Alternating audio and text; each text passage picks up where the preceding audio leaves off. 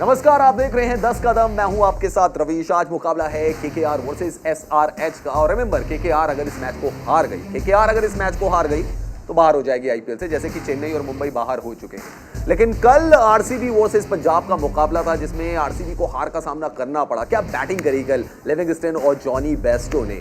और विराट कोहली, उनकी फॉर्म कब वापस आएगी। विराट कोहली कल जो आउट हुए, वो जो तस्वीरें वो सोशल मीडिया पर छाई हुई हैं। मेरे साथ लतिका है, मेरे साथ बबीता है, उनके साथ हम डिस्कस करेंगे इस मैच के बारे में। लेकिन सबसे पहले देखते हैं वो इमोशंस विराट कोहली के जो नजर आए। कल अच्छे टच में थे, लेकिन 20 रन बनाकर आउट हो गए।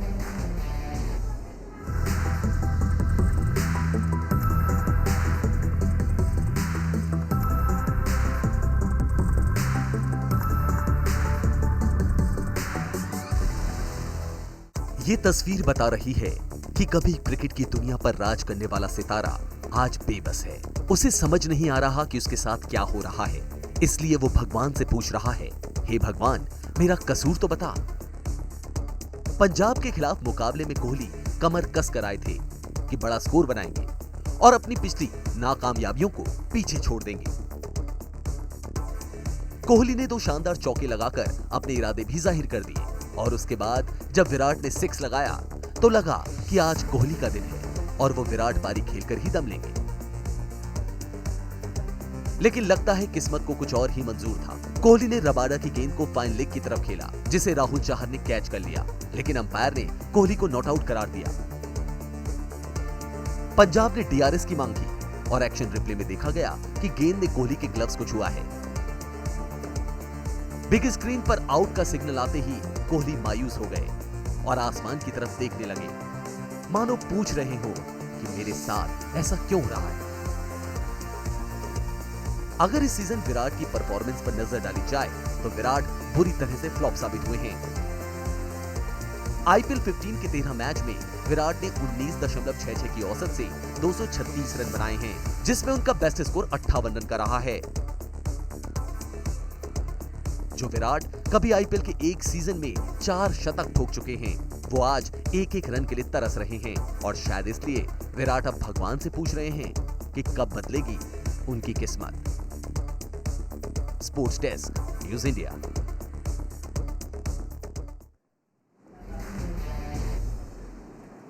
तो विराट कोहली कल बेहतरीन टच में नजर आ रहे थे और जब आउट हुए तो आसमान की तरफ उन्होंने देखा, कुछ शब्द भी कहे। साफ तौर पर यह एहसास विराट कोहली को भी हो रहा है कि वो उन्हें रन बनाने, उन्हें फॉर्म में आना, लेकिन हो नहीं पा रहा है उनसे। लतिका, बहुत ही अनयूजुअल सिचुएशन विराट कोहली के साथ चले, लेकिन कल जो एक्सप्रेशंस थे विराट कोहली के, उन्हें खुद लग रहा था मैं बहुत अच्छे टच में हूं, लेकिन फिर वो डीआरएस आया, विराट कोहली आउट हो गया। और जो उन्होंने इमोशंस वहां पे दिखाए, साफ तौर पर ऐसा लग रहा कि विराट कोहली खुद से भी बहुत ज्यादा निराश हो गए। देखिए, कोई भी खिलाड़ी रवीश यहाँ पर ये नहीं चाहेगा कि वो इस तरह की फॉर्म से जूझे, तो वो कोशिश बहुत कर रहे हैं। और मुझे लग रहा है यहाँ तक कि उन्होंने जिस तरह की बल्लेबाजी कल करी या उससे पहले मैचेस में करी, तो बिल्कुल कंसंट्रेट कर रहे हैं, बल्लेबाजी कर रहे हैं, टच में भी दिखाई दे रहे हैं। पर मुझे लगा कि आगे नहीं पहुंच पा रहे हैं, एक लंबी इनिंग में कन्वर्ट नहीं कर पा रहे हैं। और जब इस तरह की फॉर्म चलती है रवीश, तो कुछ ना कुछ इसी तरीके से आउट होते हुए नजर आते हैं बल्लेबाज। तो मुझे लग रहा है कि हर बार एक नया तरीका ढूंढ रहे हैं, जो कि कभी देखा नहीं है हमने विराट कोहली को इस तरह से आउट होते हुए, परेशान होते हुए। लेकिन कल आप देख सकते हैं उनके इमोशंस जो हैं वो बयां कर रहे थे रवीश के, वो खुद से कितना यहाँ पर परेशान है, अपनी फॉर्म को लेकर कितने चिंतित हैं यहाँ पर। तो मुझे लग रहा है ज़रूर वो अपने उस पर काम कर रहे होंगे रवीश। और हम उम्मीद यही करते हैं कि जल्द से जल्द जो ये 20-25 रन का आंकड़ा है ना, ये 50 या 100 में कन्वर्ट हो।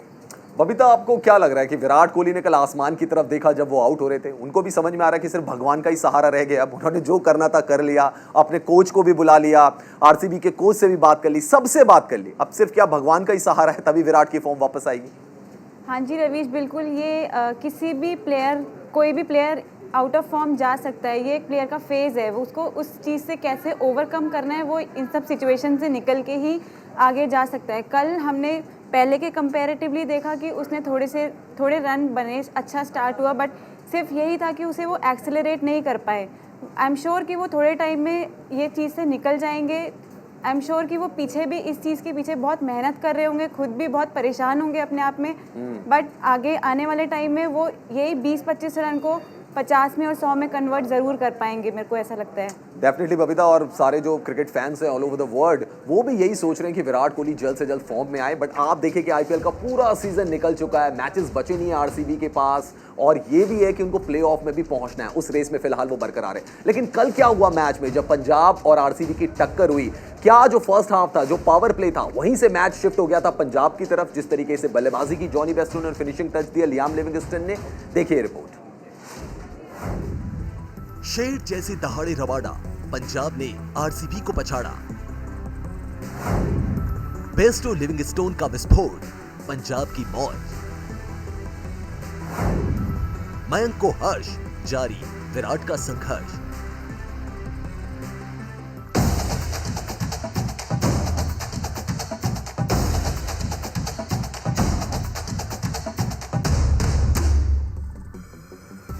आईपीएल में किंग कोहली के साथ किस्मत का लुक्का छुपी का खेल नॉन स्टॉप जारी है।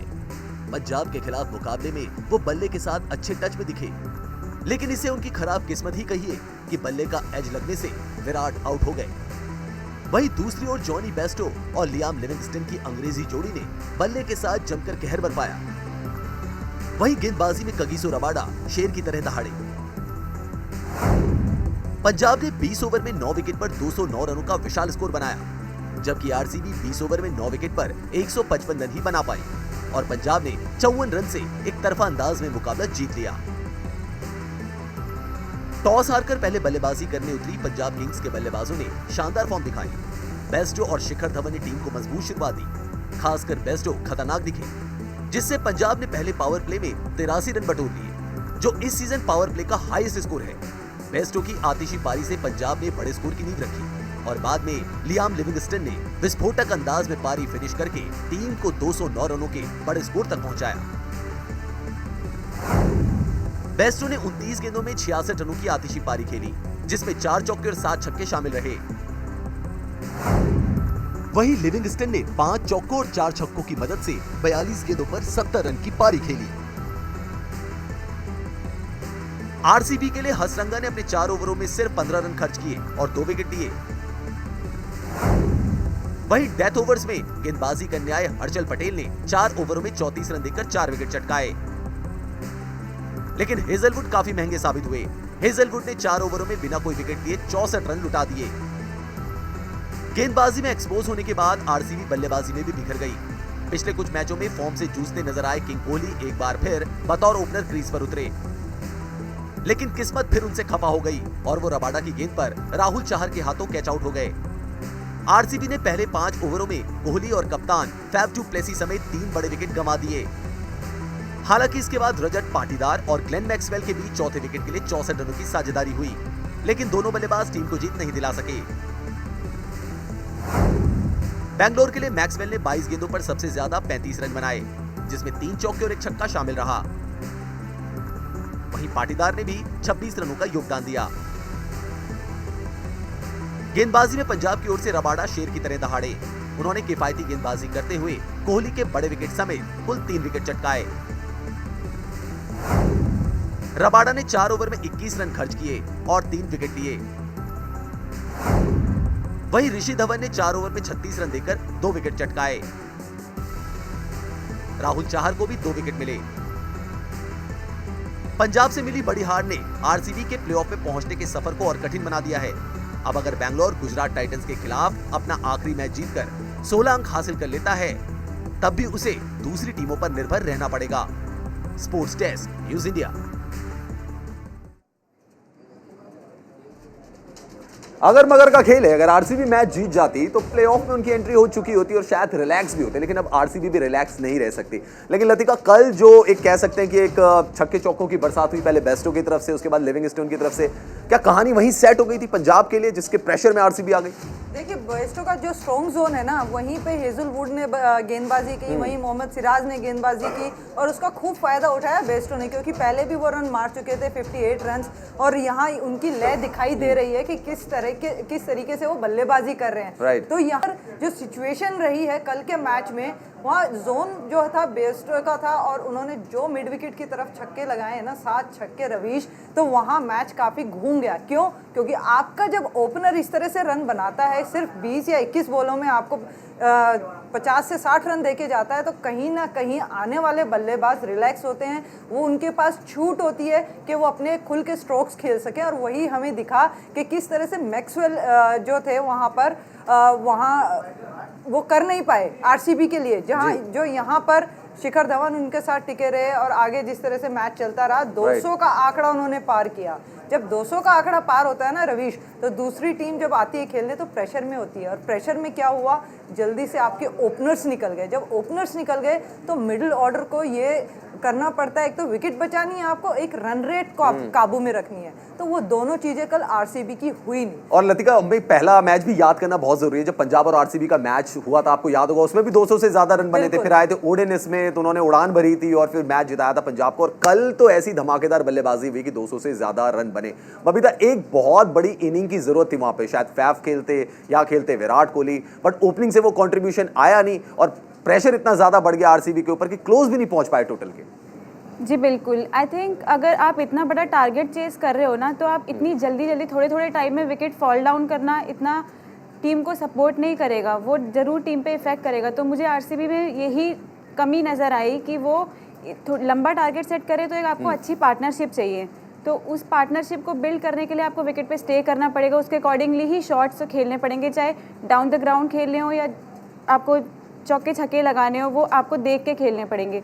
बट मुझे यही लगा कि आरसीबी की टीम में सिर्फ यही कमी नज़र आई मुझे कि उनका पार्टनरशिप बिल्ड नहीं हुआ, वो एक्सेलरेट नहीं कर पाए, इसी वजह से वो टारगेट को चेज नहीं कर पाए।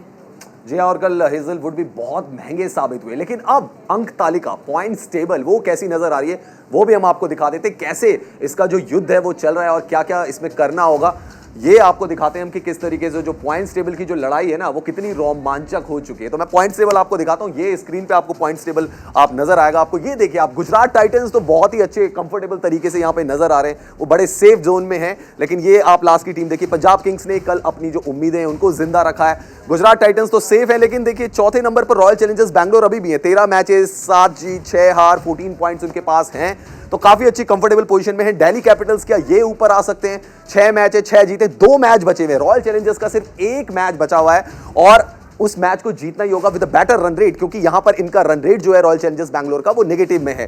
राजस्थान रॉयल्स थोड़ी कंफर्टेबल पोजीशन में क्योंकि 2 मैचेस उनके बचे हुए हैं। लखनऊ सुपर जायंट्स के 2 मैचेस बचे हुए, गुजरात टाइटंस के। मुझे लगता है लतिका ये टॉप 3 में तो शायद कुछ बदलाव ना आए, मतलब ये टॉप 3 क्वालिफाई कर जाए, चौथे के लिए बड़ी रेस हो सकती है शायद। बिल्कुल, जो फॉर्म चल रही है ना अभी आरसीबी के, तो यहाँ चिंता की बात ये रवीश के किस तरीके से वो अपने बल्लेबाजी को करेंगे, क्योंकि ओपनर्स इतना अच्छा अभी कर नहीं रहे हैं। विराट कोहली की फॉर्म से वो खुद जूझ रहे हैं और वहां पर लंबी इनिंग चाहिए ओपनर से भी, मिडिल ऑर्डर से भी, और एक फिनिशर का रोल भी आना चाहिए। तो मैक्सवेल और दिनेश कार्तिक, देखिए जब प्रेशर होता है ना, दिनेश कार्तिक भी एक अच्छी लय में नजर आ रहे हैं अभी तक के आईपीएल में, लेकिन प्रेशर कहीं ना कहीं आपके ना शॉट सिलेक्शन पे इफेक्ट करता है। जिस तरह के शॉट सिलेक्शन हो रहे हैं, कल के मैच में हुए, उसकी वजह से आप देखिए लगातार विकेट चले गए। इस तरह की बॉलिंग में आप थोड़ा धैर्य रखेंगे, आप देखेंगे किस तरह से कहाँ पे शॉट्स लगाने हैं, तो मुझे लगता है रन बनाने में इतनी मुसीबत नहीं होगी। मेरा तो ये मानना है रवीश के पहले आप टारगेट के पास पहुंचिए, उसके बाद सोचिए कि आप किस तरह से कैलकुलेटिव इनिंग खेल सकते हैं, बड़े हिट कितने चाहिए आपको,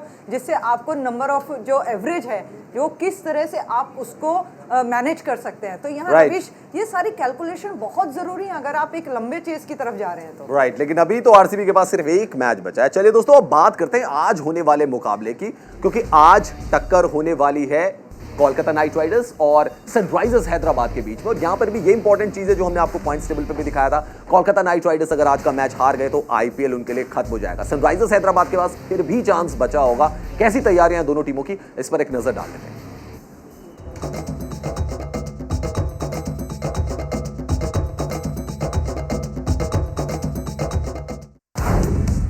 केकेआर है तैयार या एसआरएच करेगी पार?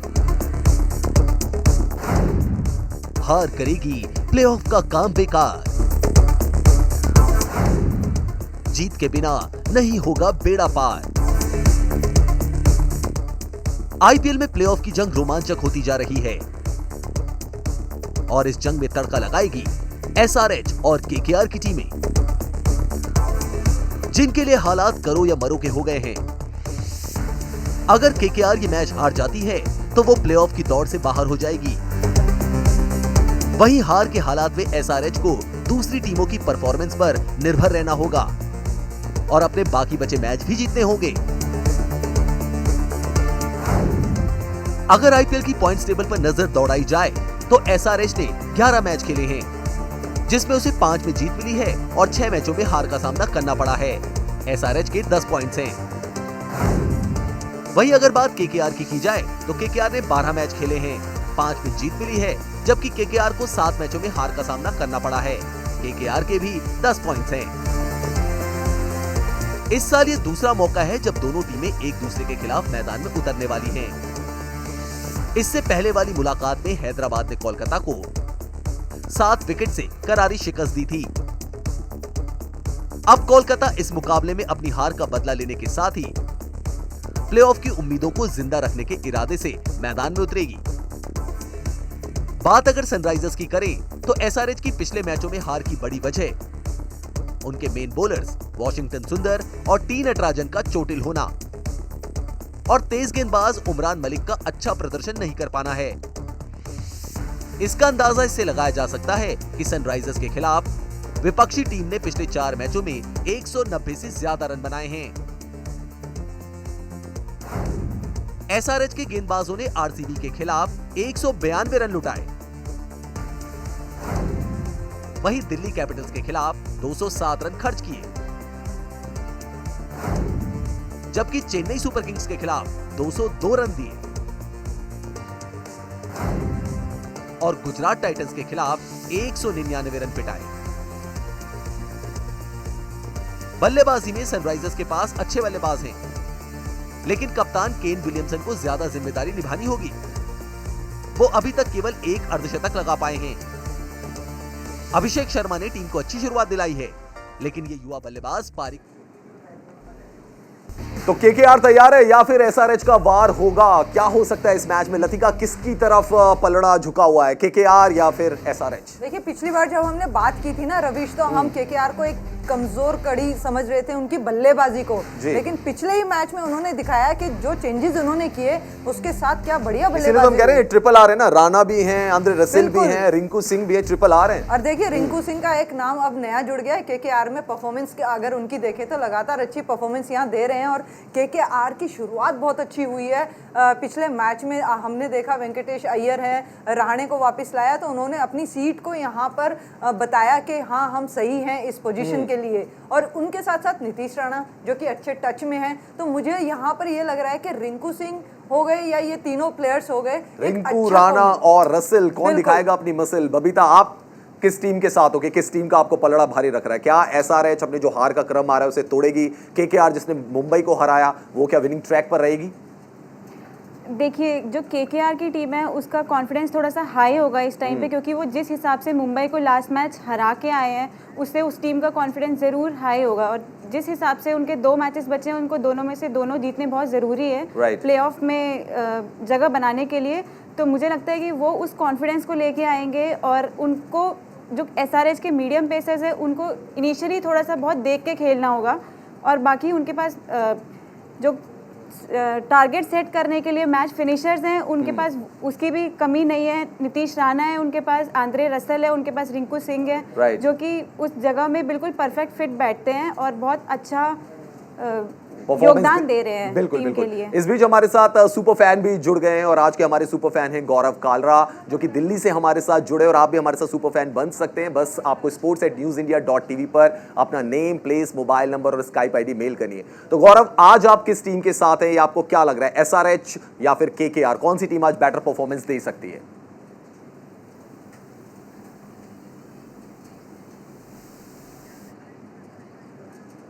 गौरव, शायद आपका स्काइप म्यूट है, तो थोड़ा सा अगर आप उसको अनम्यूट कर देंगे तो आवाज हम तक पहुंच सकेगी।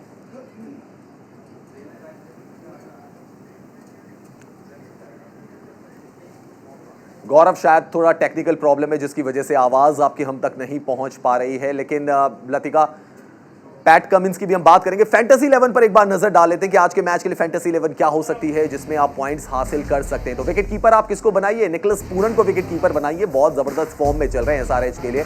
देखते हैं आज क्या कमाल करते हैं निकोलस पूरन। और बल्लेबाजी में श्रेयस अय्यर को लीजिए, राहुल त्रिपाठी को लीजिए, नीतीश राणा बहुत अच्छी फॉर्म में, केन विलियमसन, उनका बल्ला चलना बहुत ज्यादा जरूरी है इसलिए उनको रखा गया है हमारी फैंटेसी 11 में। आज रन मार सकते हैं। रसेल को कप्तान बनाइए, एडन मार्करम भी है, सुनील नारायण भी है। ये match do and die type का बैटल है केकेआर के लिए। बॉलर्स किसको रख सकते हैं? उमेश यादव को वाइस कैप्टन बनाइए, जबरदस्त फॉर्म में वो चल रहे हैं। टिम साउदी को जिम्मेदारी उठानी पड़ेगी। And then Bhuvneshwar Kumar for Sunrisers Hyderabad. ये है हमारी फैंटेसी 11। तो ये हमने फैंटेसी 11 आपको दिखाई है। और इस बीच आपको यह भी बता दें कि चेन्नई सुपर किंग्स में विवाद थमने का नाम नहीं ले रहे हैं। पहले जडेजा को लेकर विवाद हो रहा था कि उनको सीएसके फॉलो नहीं करती है या अनफॉलो कर दिया है। अंबाती रायडू का सुबह एक ट्वीट आया जिसमें उन्होंने कहा कि उन्होंने संन्यास ले लिया है, लेकिन उसके बाद अंबाती रायडू ने वो ट्वीट डिलीट कर दिया।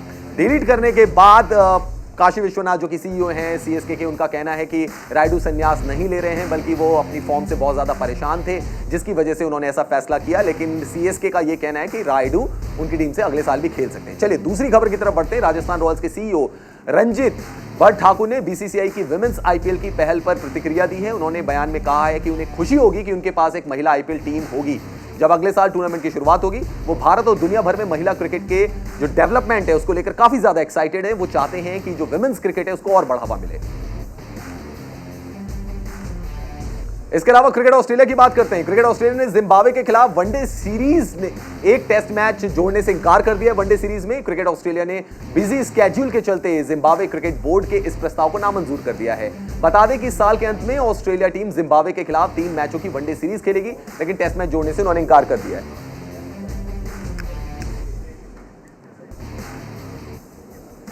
तो केकेआर और एसआरएच आप किसकी तरफ हैं? मैं केकेआर। और आप? मैं भी केकेआर की तरफ। दोनों केकेआर की तरफ है और आपके पीछे भी केकेआर के कप्तानी है। लेकिन देखते हैं केकेआर के ट्रिपल आर आज क्या कमाल करते हैं।